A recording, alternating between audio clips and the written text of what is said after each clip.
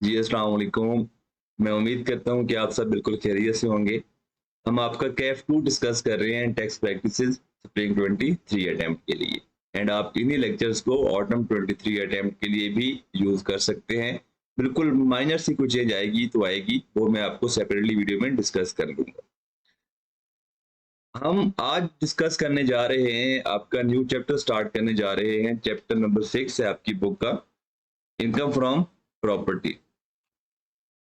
इससे पहले अभी हमने स्टार्ट करना है वो है चैप्टर नंबर 6 आपकी आई कैप की बुक का, इनकम फ्रॉम प्रॉपर्टी। इससे पहले हम चैप्टर 4 के कुछ इंपॉर्टेंट कॉन्सेप्ट डिस्कस करके आ रहे हैं, जिसमें आपका टैक्स ईयर है, आपकी पर्सन की डेफिनेशन है, रेजिडेंट इन पर्सन की डिटेल्स हमने डिस्कस की थी। फिर हमने डिस्कस किया था आपकी इनकम, टोटल इनकम,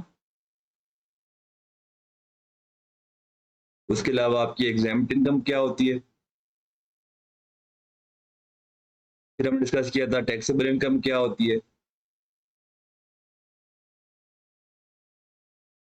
फिर हमने डिस्कस किया था कि आपकी जो डिडक्टिबल अलाउंसेस होते हैं,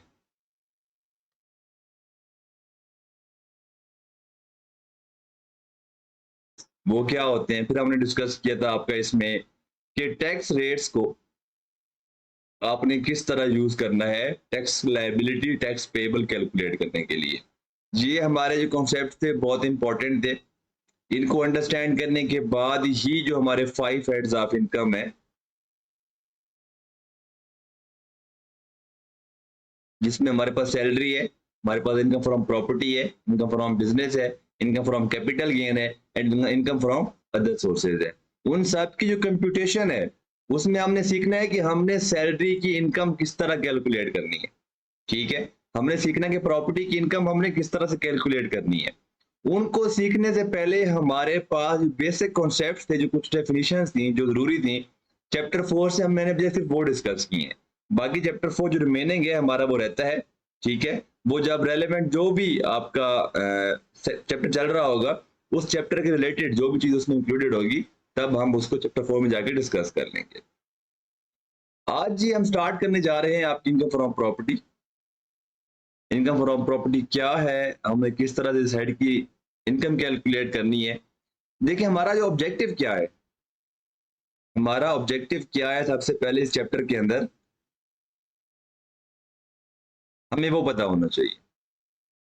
हमने जो इस चैप्टर पढ़ के सीखना है वो ये सीखना है कि मेरी कौन कौन सी इनकम जो है इनकम फ्रॉम प्रॉपर्टी में आएगी, इस हेड में आएगी। आपके लॉ ने उसको डिफाइन कर दिया है कि आपकी ये जो इनकम है वो आपकी किस में आएगी, इनकम फ्रॉम प्रॉपर्टी में फॉल करेगी।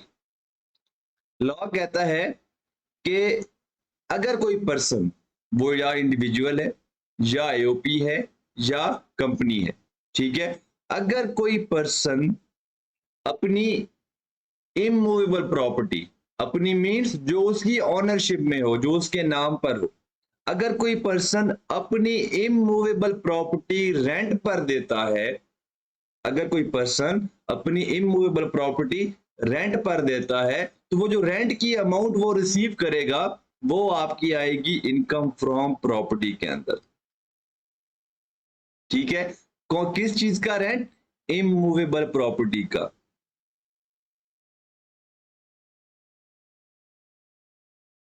कौन सी इमूवेबल प्रॉपर्टी, जो कि ऑन्ड बाय द पर्सन, जिस पर्सन की हम बात कर रहे होंगे, जिसकी हम टैक्स की वर्किंग कर रहे होंगे, वो उस पर्सन की ऑनरशिप में होनी चाहिए। फॉर एग्जांपल अगर हम मिस्टर तैफूर की इनकम फ्रॉम प्रॉपर्टी कैलकुलेट कर रहे हैं, जो इमूवेबल प्रॉपर्टी उसकी ऑनरशिप में होगी, उसको रेंट पर देने से जो उसको रेंट मिल रहा होगा, वो कहां पर आएगा, आपकी इनकम फ्रॉम प्रॉपर्टी में आएगा। अब इमूवेबल प्रॉपर्टी कौन सी है, लैंड एंड बिल्डिंग। ठीक है, आपकी जो डेफिनेशन है, आपकी जो क्राइटेरिया है, जो आपके इनकम्स को, जिनको आपके एफबीआर ने, आपके लॉ ने इनकम फ्रॉम प्रॉपर्टी में इंक्लूड किया है, सबसे जो पहली चीज थी वो थी इमूवेबल प्रॉपर्टी का रेंट। कौन सी इमूवेबल प्रॉपर्टी? जो पर्सन की अपनी ऑनरशिप में होगी वो किस में आएगी? आपकी इनकम फ्रॉम प्रॉपर्टी में आएगी। हम बुक में जाकर ये रीडिंग करेंगे, लेकिन उससे पहले ये हम सारी चीजें अंडरस्टैंड कर लेते हैं। आपको मैं बता देता हूँ, ताकि जब हम बुक में जाके रीडिंग करें तो आपको समझ आ जाएगी इसका क्या मतलब है। हम ये पढ़ के आ चुके हैं। फिर लॉ कहता है इसमें एक और चीज भी इंक्लूडेड होगी। नॉर्मली आपने देखा होगा ये चीज होती है कि दो पर्सन आपस में एक इमूवेबल प्रॉपर्टी की सेल परचेज का एग्रीमेंट करते हैं। एक होता है सेलर, एक होता है बायर। एग्रीमेंट में ये मेंशन होता है कि आज की डेट पर या कल की डेट पर जो बायर है वो 5 lakh, 6 lakh, 7 lakh certain amount as advance देकर जाएगा, ठीक है। एंड जो रिमेनिंग अमाउंट है इस डेट को या इस पीरियड के बाद वो ट्रांसफर कर देगा। वो दोबारा जो रिमेनिंग अमाउंट होगी वो भी पे कर देगा। अब अगर उसमें टर्म ये भी लिखी होती है एग्रीमेंट में कुछ ना कुछ में कि अगर रिमेन ड्यू डेट पर जो बायर है वो फुल पेमेंट नहीं करता तो जो एडवांस पेमेंट उसने दी हुई होगी जो सेलर है वो उस पर कब्जा कर लेगा, ठीक है। तो यहां पर लॉ ने स्पेसिफिकली मेंशन कर दिया है कि किसी इमूवेबल प्रॉपर्टी की सेल एंड परचेज के एग्रीमेंट के मौके पर जो आपको एक एडवांस अमाउंट मिलती है एंड बाद में वो एग्रीमेंट कैंसल हो जाता है और वो एडवांस जो सेलर है अगर वो फोरफीट कर लेता है, उस पर कब्जा कर लेता है, वो उसी की हो जाती है। वो जो फोरफीटेड अमाउंट है, वो जो फोरफीटेड अमाउंट है वो आपकी क्या होगी? वो भी इनकम फ्रॉम प्रॉपर्टी में आएगी, ठीक है। ये पॉइंट आपका अभी जो ऑटम 22 का पेपर था उसमें ये पॉइंट टेस्ट हुआ है। जब हम इस चैप्टर को कंप्लीट कर लेंगे इनकम फ्रॉम प्रॉपर्टी को, तो मैं आपको लेटेस्ट अटेम्प्ट जो आपकी आई है ऑटम 22 की, उसमें तो जो इनकम फ्रॉम प्रॉपर्टी वाला पार्ट था हम उसमें डिस्कस करेंगे। ये होगी आपकी दूसरी बात। फिर जो तीसरी इसमें बात है वो हम एंड पर डिस्कस करेंगे। मैं आपको बता देता हूं यहां पर क्या लिखेंगे, 1/10 ऑफ रिफंडेबल सिक्योरिटी डिपॉजिट।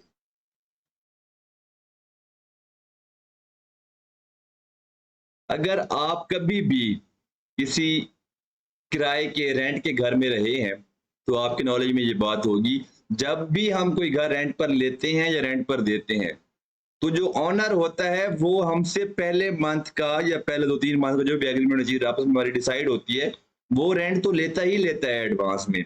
उसके अलावा वो 1 मंथ की या 2 मंथ की, ठीक है, जो आपकी सिक्योरिटी भी लेता है आपसे। 2 मंथ के जो रेंट की इक्वल या 1 मंथ के रेंट के इक्वल वो आपसे एक एडिशनल एक एज एडवांस ले लेता है जो रिफंडेबल होता है। कब रिफंडेबल होता है? जब आप उस प्रॉपर्टी को छोड़ के जाएंगे, खाली करेंगे।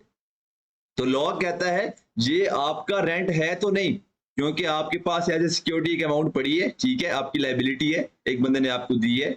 जब वो छोड़ के जाएगा तो आपने उसको वो वापस करनी है। आपकी इनकम ये है नहीं वैसे अगर हम उसमें देखें, लेकिन आपको मैंने कहा था कि लॉ ने अगर एक इनकम को कह दिया, एक रिसीट को, एक चीज को इनकम कह दिया है तो आपने भी उसको इनकम मानना ही मानना है। तो लॉ कहता है वो डिपॉजिट, वो एडवांस जो रिफंडेबल हो, इन शॉर्ट वर्ड जो सिक्योरिटी डिपॉजिट होता है जो आपने एंड पर जब आपका जो टेनेंट होता है वो छोड़ के जाता है, ठीक है, तो आप उसको वापस कर देते हैं। तो लॉ कहता है जिस साल में पैसे मिलेंगे उस साल उस फुल सिक्योरिटी डिपॉजिट का 10वां हिस्सा, ठीक है, आपकी इनकम में ऐड हो जाएगा। उस साल का उस सिक्योरिटी का 10वां हिस्सा, मतलब अगर आपको 1 लाख रुपए मिले हैं, ठीक है, दो टैक्स ईयर 2022 में,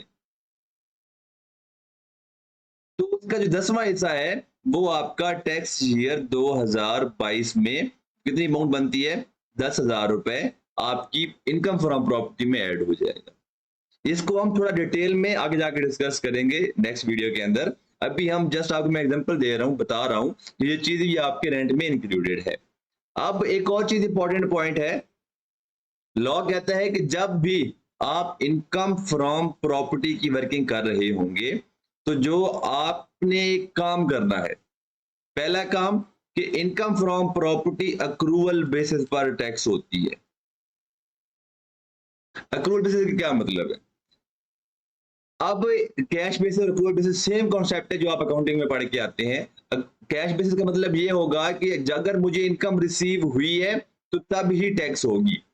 फॉर एग्जांपल मेरी पूरे साल की जो रेंट एक इनकम बनती है वो है 10 लाख रुपए, ठीक है, और मुझे अगले साल की भी एडवांस में पैसे मिल गए हैं, तो मुझे टोटल साल कितने पैसे मिले हैं, 20 लाख रुपए मिले हैं। तो अगर कैश बेसिस पे अगर वो टैक्सेबल होगी तो हालांकि मेरी इस साल की इनकम सिर्फ 10 लाख है, जो रिमेनिंग 10 लाख है वो नेक्स्ट ईयर की इनकम है, लेकिन क्योंकि इनकम टैक्स ऑर्डिनेंस ने वैसी इनकम को अगर कैश बेसिस पर टैक्सेबल कर दिया है तो वो 20 लाख का 20 लाख इसी साल ही क्या होगा, टैक्सेबल इनकम में ऐड हो जाएगा। दूसरी तरफ है आपके एक rule basis of accounting.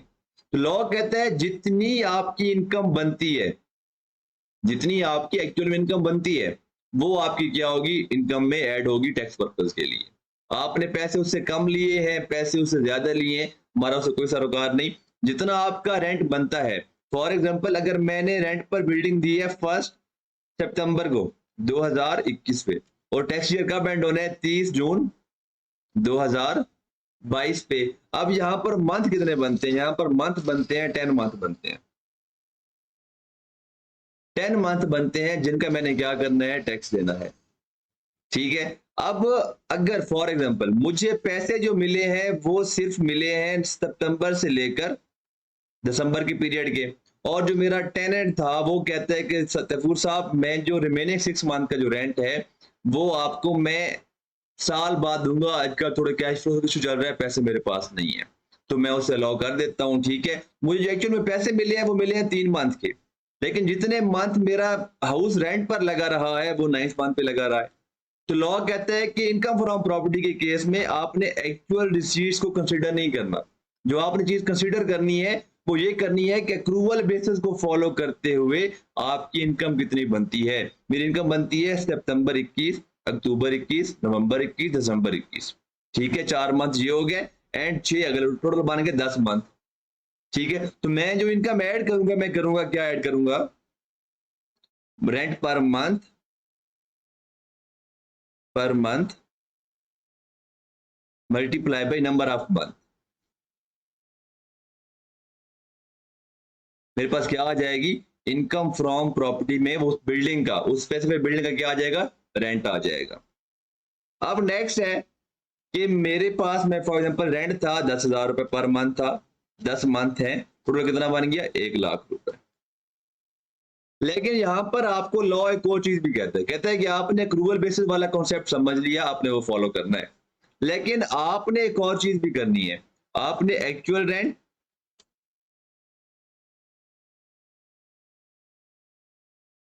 Versus fair market value of rent. Actual rent तो वो है जो मुझे पैसे रिसीव हो रहे होंगे, fair market value of rent क्या है, आपका लेट्स सपोज जो घर है वो है डीएचए के अंदर, ठीक है, आपने अपनी बिल्डिंग रेंट पर दी हुई है, आपका जो सेक्टर है, आपकी जो स्ट्रीट है, आपने उसमें जो बिल्डिंग रेंट पर दी हुई है सेम, वो आपके रेंट है पर मंथ 1.5 लाख रुपए, ठीक है। लेकिन उसी स्ट्रीट के अंदर बाकी जो 9 घर है, सेम स्ट्रक्चर है, सेम डिजाइन है, सेम पोर्शन भी उन्होंने रेंट पर दी हुई है, वो उन्होंने दी हुई है 1,80,000 रुपए।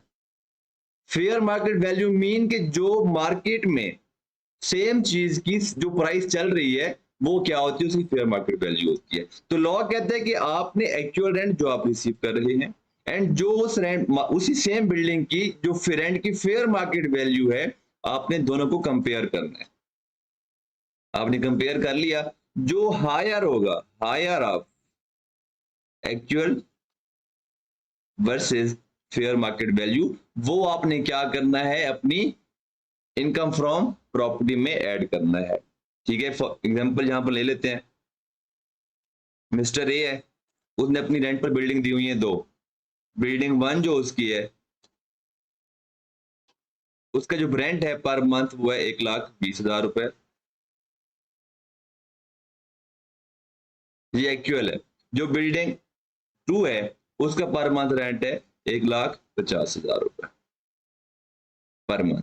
अब इन दोनों का जो फेयर मार्केट वैल्यू है वो क्वेश्चन में आपको गिवन होगी, फेयर मार्केट वैल्यू जो बिल्डिंग 1 की है वो है 1,05,000।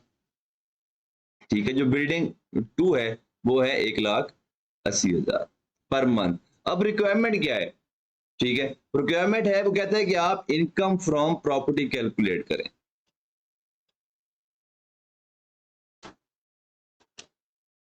ऑफ मिस्टर ए, आप यहां पर लिखेंगे रुपीस अमाउंट। अब मेरे पास एक बिल्डिंग ए है,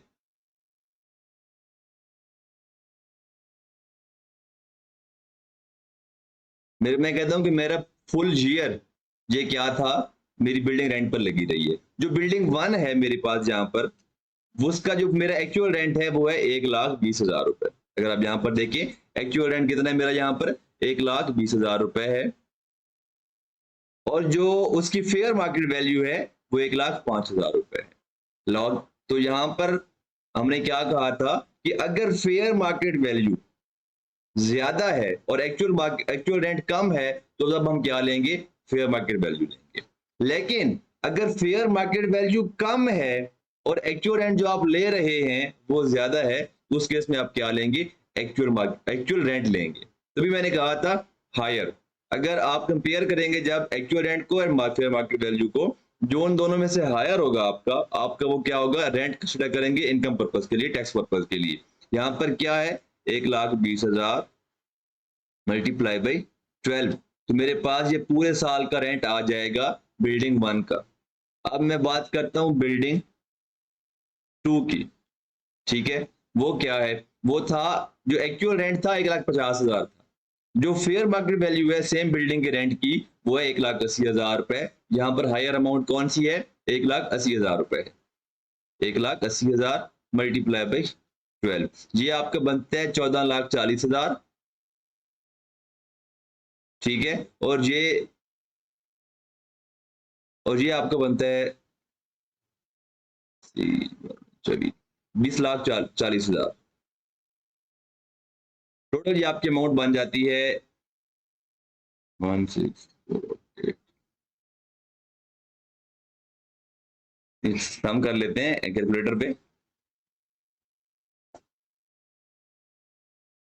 जी पहली हमारे पास अमाउंट थी 1,20,000 मल्टीप्लाई बाई 12, ये बन गया 40,000 रुपए। फिर उसके बाद जो नेक्स्ट मेरे पास फिगर थी वो थी आपके पास 1,80,000 मल्टीप्लाई बाई 12। ठीक है, इसमें मैं ऐड करता हूं 14,40,000, तो जो मेरी टोटल इनकम बनती है इनकम फ्रॉम प्रॉपर्टी वो बनती है 36 लाख रुपए। ठीक है, तो यहाँ पर इन्वेस्टर ए की इनकम है, इनकम फ्रॉम प्रॉपर्टी, वो बनती है 36 लाख रुपए। यहाँ पर जो हमने चीज अंडरस्टैंड करनी थी वो ये करनी थी कि अगर एक्चुअल मार्केट वैल्यू जो रेंट है और जो fair market value of rent है उन दोनों में अगर डिफरेंस हो तो हमने उसको किस तरह से अपने न्यूमेरिकल में अकाउंट फॉर करना है। अब यहां पर हमने क्या पढ़ा कि इमूवेबल प्रॉपर्टी अगर मैं रेंट पर दूं तो वो कहां पर जाएगी, इनकम फ्रॉम प्रॉपर्टी में जाएगी। अभी तक हमने यही पढ़ा है, लेकिन लॉ की कुछ एक्सेप्शन हैं। मतलब ये हुआ कि उसने कहा है कि बेशक ये वाला क्राइटेरिया मीट हो रहा होगा, इमूवेबल प्रॉपर्टी भी होगी, आपने रेंट पर भी दी होगी, लेकिन वो इनकम फ्रॉम प्रॉपर्टी में नहीं आएगी। ठीक है, वो लॉ ने बता दिया कि कौन कौन सी ऐसी कंडीशंस हैं जिसमें आपकी जो इमूवेबल प्रॉपर्टी है आपने रेंट पर दी हुई है लेकिन वो इनकम फ्रॉम प्रॉपर्टी में नहीं आएगी। लॉ कहता है अगर आपने एक building together with plant and machinery rent पर दी है, ठीक है, अगर आपने एक बिल्डिंग जिसमें प्लांट एंड मशीनरी इंस्टॉल्ड था तो अगर वो आपने रेंट पर दी है तो उस पूरी building and plant and machinery का जो आपको पूरा रेंट मिल रहा है, फुल रेंट, क्योंकि एक तो आपके पास ऑप्शन है, ठीक है, कि आप उसको अपॉर्चमेंट कर सकते हैं कि मेरा बिल्डिंग का रेंट इतना है, मेरा प्लांट एंड मशीनरी का रेंट इतना है। ठीक है, और आप बिल्डिंग को कहां पर चार्ज करवा दें, इनकम फ्रॉम प्रॉपर्टी में, जो प्लांट मशीनरी का रेंट होगा वो कहां पर चार्ज करवा दें, इनकम फ्रॉम अदर सोर्स में। लेकिन लॉ ने क्या कहा है, लॉ ने कहा है कि अगर आपने एक बिल्डिंग जिसमें प्लांट एंड मशीनरी भी इंस्टॉल थी और अगर आपने उस बिल्डिंग को क्या कर दिया है, रेंट पर दे दिया है, तो उस बिल्डिंग का एंड प्लांट एंड मशीनरी का जो फुल रेंट होगा, वो सारे का सारा आपका कौन सी इनकम के हेड में जाएगा, वो जाएगा income from other source, income from other sources में जाएगा। इसके अलावा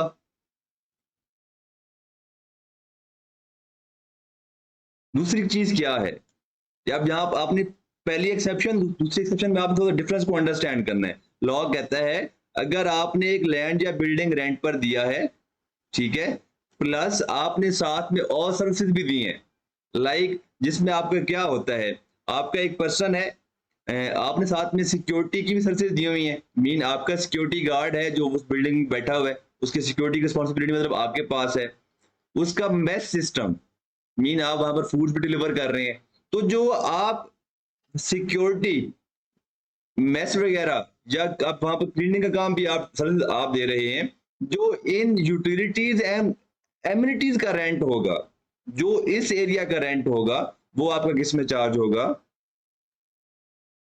इनकम फ्रॉम अदर सोर्सेज में चार्ज होगा, एंड जो इसमें बिल्डिंग वाला रेंट होगा वो आपका आएगा इनकम फ्रॉम प्रॉपर्टी में। अब यहां पर पहली एक्सेप्शन, ठीक है, एंड दूसरी एक्सेप्शन में मेन डिफरेंस ही क्या है, जहां पर building together with plant and machinery है, यहां पर उसमें सारे का सारा रेंट कहां पर चार्ज होगा, इनकम फ्रॉम अदर सोर्स में चार्ज होगा, बल जबकि जहां पर income building with other amenities है, यूटिलिटीज एंड एमिनिटीज है, ठीक है, उसमें जो आप बिल्डिंग के लिए रेंट के अगेंस्ट रेंट ले रहे हैं वो आपका आएगा इनकम फ्रॉम प्रॉपर्टी में आएगा, एंड जो आप रेंट ले रहे हैं या सर्विसेज की फीस चार्ज कर रहे हैं, सिक्योरिटी मेस वगैरह या अदर यूटिलिटी सर्विसेज आप चार्ज कर रहे हैं, उसका जो रेंट होगा वो कहां पर आएगा, आपका इनकम फ्रॉम अदर सोर्स में फॉल करेगा। ये दो एक्सेप्शंस थी।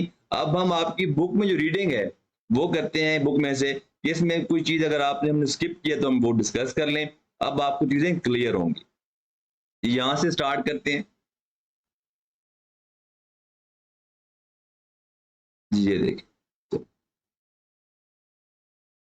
द रेंट, हमने रेंट को अंडरस्टैंड कर लिया कि रेंट में क्या क्या इंक्लूडेड होता है। रेंट में जो आपका एक्चुअल रेंट रिसीव होता है इमूवेबल प्रॉपर्टी के अगेंस्ट, वो आपकी रेंट में वो रेंट में इंक्लूडेड है। जो आपने अमाउंट फोरफीट की होती है किसी शेयर परचेज के एग्रीमेंट के बदले में, ठीक है, वो अमाउंट वो भी आपकी इसमें फॉल करती है, रेंट में ही फॉल करती है। जो आपका रिफंडेबल सिक्योरिटी डिपॉजिट होता है जो आप बिल्डिंग के अगेंस्ट एडवांस में लेते हैं, लैंड के अगेंस्ट एडवांस में लेते हैं, जो एट द एंड ऑफ जो आपकी टर्म होती है, एग्रीमेंट होता है, आपने जो रिफंड करना होता है, वो उसका जो 1/10 है वो भी आपका क्या है, इनकम के उस साल के लिए इनकम का रेंट है। रेंट रिसीव्ड और रिसीवेबल, रिसीव्ड एंड रिसीवेबल ये यहाँ पर शो कर रहा है कि ये किस बेसिस पर टैक्सेबल है, ये आपकी अक्रूवल बेसिस पर टैक्सेबल, ये मैं पहले एक्सप्लेन कर चुका हूं। बाय ए पर्सन मतलब ये हुआ कि जिनका फ्रॉम प्रॉपर्टी में सारों की इनकम आएगी, बेशक कंपनी है, एओपी है या इंडिविजुअल है, वो जहां पर कवर हो गई है। फॉर ए टैक्स ईयर, हम टैक्स ईयर डिस्कस कर चुके हैं चैप्टर 4 के अंदर। अदर देन रेंट एग्जेम्प्ट, क्योंकि ये बता रहा है कि कौन सा जो रेंट है वो चार्जेबल टू टैक्स होगा under the head income from property. तो हम पहले ही पढ़ चुके हैं कि जो एग्जेम्प्ट इनकम होती है वो आपका चार्जेबल टू टैक्स नहीं होती, वो उस पर आपको कोई टैक्स नहीं चार्ज होना होता, ठीक है। इसलिए यहाँ पर मेंशन कर दिया है कि जो अदर देन जो एग्जेम्प्ट रेंट होगा वो आप चार्जेबल टू टैक्स वाले रेंट में इंक्लूड नहीं करेंगे, वो आपकी इनकम होगी लेकिन टैक्सेबल रेंट में वो इंक्लूड नहीं होगा। अब लॉ ने पे रेंट को भी डिफाइन कर दिया है, वही डेफिनेशन जो हम पढ़ चुके हैं। Rent means any amount received और रिसीवेबल बाय द ऑनर, मैंने क्या कहा था, person must be owner of that immovable property, जिसके रेंट को हम यहां पर एड्रेस कर रहे हैं, जिसके हम रेंट को हम देख रहे होंगे। Receivable by the owner of land और बिल्डिंग, ठीक है, इमूवेबल प्रॉपर्टी दो ही हो सकती है, लैंड होगी या बिल्डिंग होगी। जो उसको रेंट मिल रहा होगा, उसको यूज पर जो उसने दिया हुआ होगा, वो रेंट, वो क्या है, रेंट, वो इस रेंट की डेफिनेशन में इंक्लूडेड है। फिर वो कहते हैं and includes any forfeited deposit under a contract for sale of land और बिल्डिंग।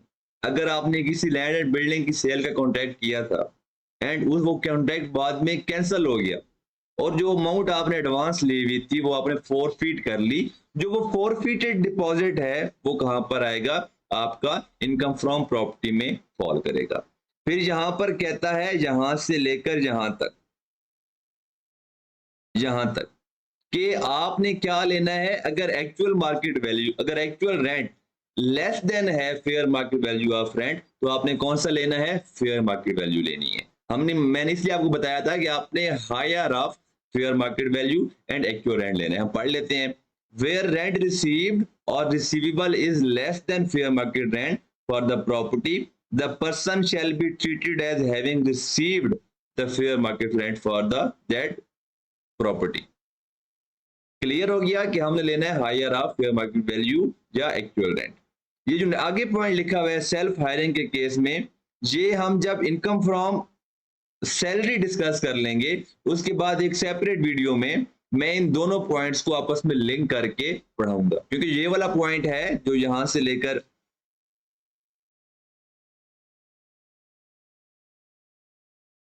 जो इस हाउएवर से लेकर यहां से सैलरी तक आ रहा है, ये दो हेड्स ऑफ इनकम को आपस में कनेक्ट कर रहा है। ठीक है, ये वो वाला पोर्शन है, वो वाला कॉन्सेप्ट है जो आपको तब ही समझ आएगा जब आपको इनकम फ्रॉम सैलरी में कॉन्सेप्ट है वो समझ आ जाएगा। तो जब हम वो वाला पढ़ लेंगे उसके बाद एक सेपरेट वीडियो में मैं ये वाला पॉइंट डिस्कस करूंगा जी। फिर वो आगे वही एक्सेप्शन बता रहा है, जो एक्सेप्शन मैं आपको बता चुका हूं, where an amount is included in rent received और receivable by any person for the lease of a building together with plant and machinery और प्रोविजन ऑफ एमिनिटीज यूटिलिटीज और any other service connected with renting of the building, such amount shall be charged to tax under the head income from other source। ये already मैं आपको पहले lecture में discuss इसमें हम कर चुके हैं, जस्ट अभी रीडिंग कर रहे हैं ताकि आपको चीजें क्लियर हो जाएं। ठीक है, अब हम कुछ एग्जांपल पढ़ते हैं एक्सरसाइज में से कि अब ताकि हमें जो चीजें पढ़ी हैं कि पेपर में कैसे आएंगी हमें वो चीजें क्लियर हो जाए। Mister Bilal received rent of 50,000 per month, ठीक है, during the tax year 2022 when the fair market value of rent of property was 60,000 per month.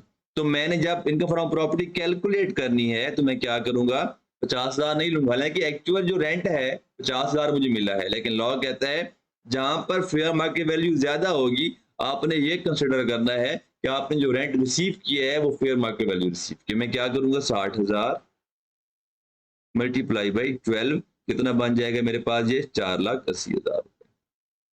ठीक है, पॉइंट वन क्लियर। अब पॉइंट टू, अब यहां पर देखें, on August 2021 mister Aslam receive 3,45,000 as rent for leasing out factory land building and machinery.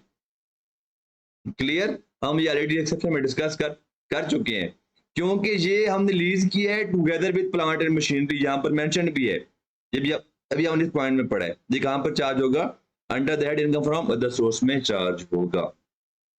यहां पर उसने ये बात लिखी है, it will be chargeable to tax under the head income from other sources. Point three जो है ये इसी पॉइंट के साथ लिंक्ड है जो सैलरी के बाद हम डिस्कस करेंगे, self hiring of property. Point three हम छोड़ देते हैं, अब हम पॉइंट फोर की तरफ आते हैं। On July 1 2021 mister Hamza received 2 years advance rent of 15 lakh rupees. अगर मुझे 2 साल का रेंट मिला है 15 लाख, उसने 2 year एडवांस रेंट रिसीव्ड का बता दिया है कि ये आपका रेंट जो है 2 साल के रेंट की इक्वल है, तो मेरा 1 year रेंट कितना होगा, वो होगा 7.5 लाख रुपए। तो मैंने आपको क्या पढ़ाया है कि आपकी जो इनकम फ्रॉम प्रॉपर्टी है वो टैक्सेबल है ऑन अक्रूवल बेसिस। ठीक है, तो इसीलिए जो मैं अपनी इनकम में ऐड करूंगा, इनकम फ्रॉम प्रॉपर्टी में मेरा जो टैक्स ईयर 2022 है उसमें ऐड होगा 7,50,000 रुपए। ठीक है, और जो टैक्स ईयर 2023 है वो 7,50,000 जाकर उसमें ऐड हो जाएगा। ठीक है, क्लियर, क्योंकि हमने जो रिसीट्स को कंसीडर नहीं करना, हमने ये देखना है कि मेरा जो अक्रूवल बेसिस पर रेंट बनता है, जो रेंट इनकम बनती है वो कितनी बनती है। ये थे हमारे 4 पॉइंट। पांचवा पॉइंट, ये आपका लिंक कर रहा है एग्रीकल्चर इनकम के साथ। ठीक है, तो एग्रीकल्चर इनकम जो आपकी जो एग्रीकल्चर लैंड से जो आपकी इनकम आ रही होती है वो इनकम टैक्स ऑर्डिनेंस में आपकी एग्जैम्प्ट होती है। ये आपके चैप्टर नंबर 10 के 11 है, हम उसमें डिस्कस करेंगे जहां पर सारी चीजें डिस्कस की गई हैं।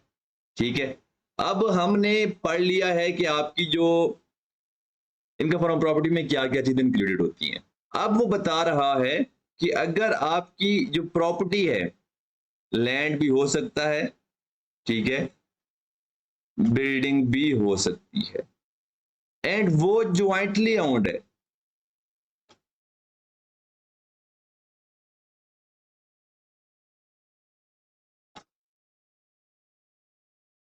दोनों, ये एक भी हो सकती है। तो लॉ कहता है कि आपने इसको जब अगर एक ही बिल्डिंग के, एक ही प्रॉपर्टी के, एक लैंड के एक, दो या दो से ज्यादा ओनर्स हो, तो उस केस में आपने हर ऑनर का इंडिविजुअल ऑनर मीन एक कंपनी भी हो सकती है जो एक ऑनर हो। अगर 4 ऑनर हैं तो आपने हर इंडिविजुअल ऑनर की क्या करनी है, क्या पता करना है, चेक करना है, परसेंटेज ऑफ ओनरशिप।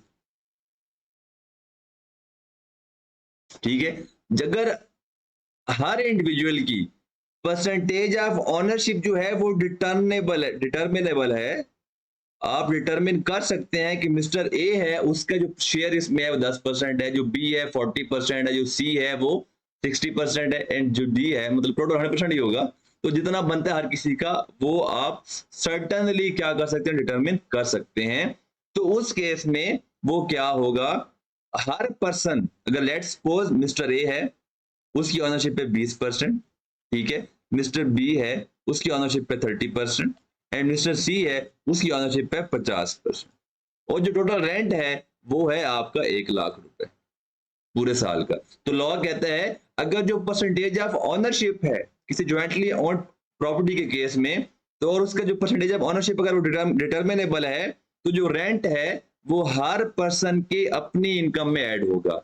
तो जो income from property mister A की होगी उस प्रॉपर्टी से वो होगी 20,000 रुपए, ठीक है, जो मिस्टर बी की होगी वो होगी 30,000 रुपए, एंड जो मिस्टर सी की होगी वो होगी 50,000 रुपए। मीन कि हर पर्सन अपनी अपनी प्रॉपर्टी की इनकम पर अलग अलग अपनी रिटर्न में टैक्स जमा करवाएगा। अब दूसरा पॉइंट है कि नॉट डिटर्मिनेबल।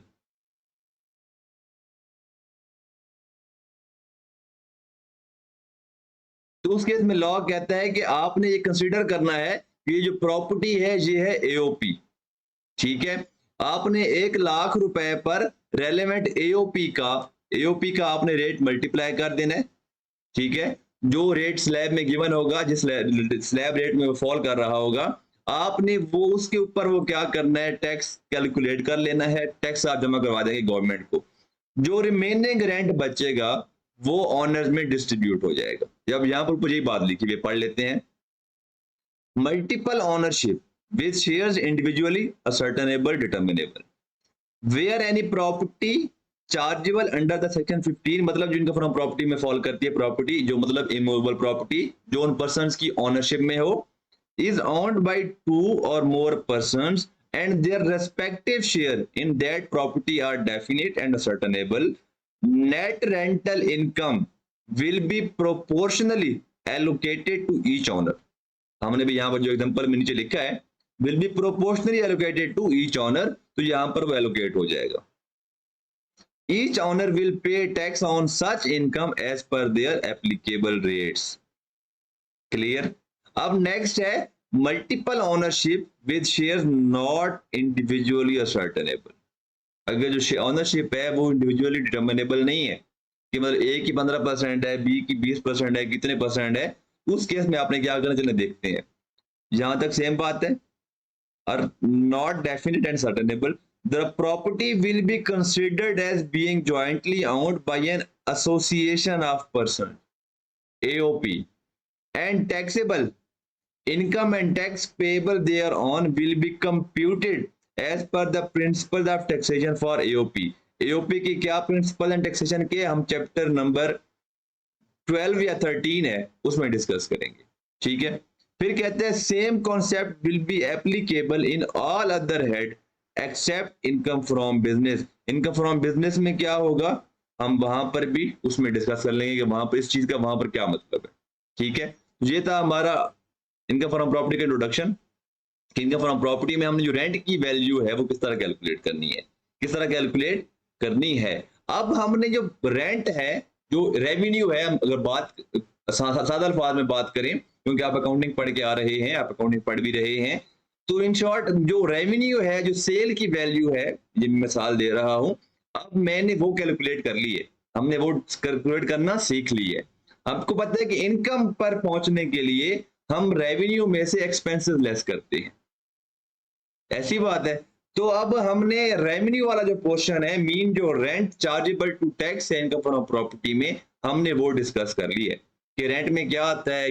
रेंट जो मुझे प्रॉपर्टी के अगेंस्ट मिल रहा होता है, कोई फॉरफिटेड डिपॉजिट, ठीक है, अगर मैंने कोई सेल परचेज का एग्रीमेंट किया है, जो एडवांस लिया हुआ था, एग्रीमेंट कैंसिल हो गया, मैंने उस पर कब्जा कर लिया, हड़प कर लिया उसको, वो मेरा क्या होगा, रेंट में ऐड हो जाएगा। उसके अलावा जो रिफंडेबल एडवांस होता है, जो सिक्योरिटी डिपॉजिट होता है, उसका जो 1/10 है, जिस साल मुझे मिला, उस साल 10वां हिस्सा मेरी रेंट में ऐड हो जाएगा। ठीक है, हम सिक्योरिटी डिपॉजिट पे एक सेपरेट वीडियो बनाकर उसको डिटेल में डिस्कस करेंगे। अब यहाँ पर गेमन होगा कि पहले गेमन था, चले वो यहाँ पर उसने दिया हुआ है, ये गेमन है, the treatment of non adjustable mean refundable amount, उसका क्या ट्रीटमेंट होगा, हम ये एक सेपरेट वीडियो में 10 मिनट की 15 मिनट में उसमें डिस्कस करेंगे डिटेल में। इसमें कुछ ट्रीटमेंट थोड़ा एडवांस है।